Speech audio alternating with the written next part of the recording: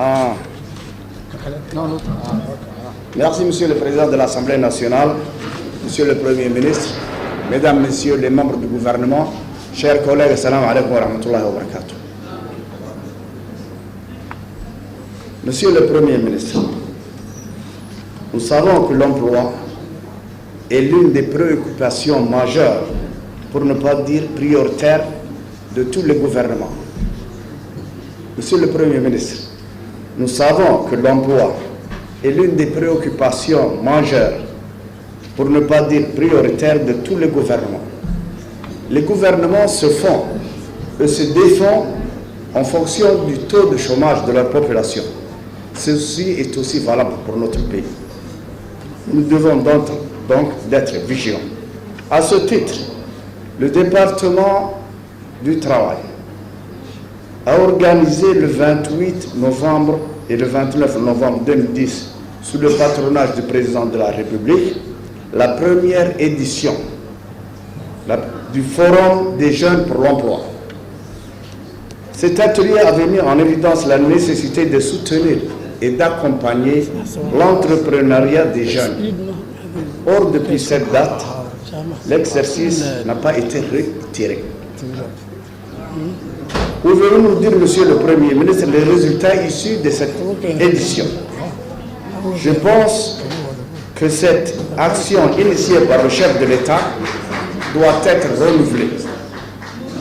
Car, dans tous les pays du monde, la création des petites et moyennes entreprises est le secteur qui fournit les meilleurs débouchés en matière d'emploi. Lorsque nous pensons investissement dans notre pays, nous pensons surtout investissement étranger. Nous disons le coût de l'électricité va chasser les investisseurs étrangers. Les travailleurs djiboutiens, les investisseurs ne s'adaptent pas aux travailleurs djiboutiens. Les djiboutiens n'ont pas la culture.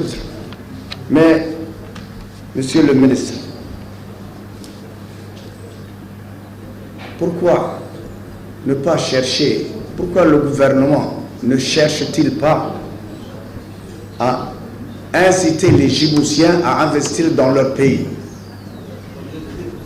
Nous savons que les Djiboutiens, à part de rares exceptions, les Djiboutiens n'investissent pas dans leur pays. Ce n'est pas les étrangers qui construisent un pays, ce sont les fils du pays qui construisent les filles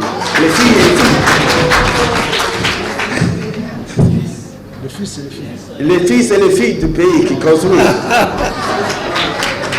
En outre, monsieur le Premier ministre, pour gagner la lutte en faveur de l'emploi pour tous, il faut lutter contre certaines pratiques.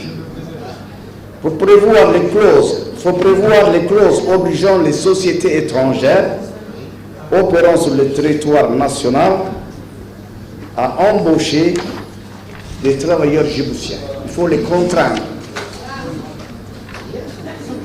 À ce titre, je félicite Monsieur le ministre de l'Emploi pour l'effort considérable qu'il a déployé pour maintenir l'emploi des travailleurs djiboutiens au Col Le Monnier l'année dernière. Il faut également mener des actions vigoureuses pour combattre contre certains préjugés des Djiboutiens qui n'acceptent pas ou n'ont pas tendance à accepter le travail manuel et le travail domestique.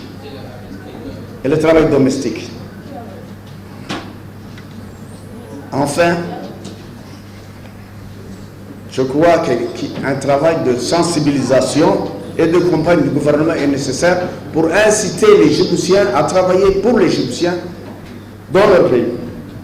Enfin, l'Assemblée nationale a demandé à maintes reprises un recensement des employés domestiques étrangers, chose qui n'a toujours pas été réalisée. J'aimerais, Monsieur le ministre, quelles sont les actions envisagées par ce ministère à ces différents niveaux? Merci beaucoup.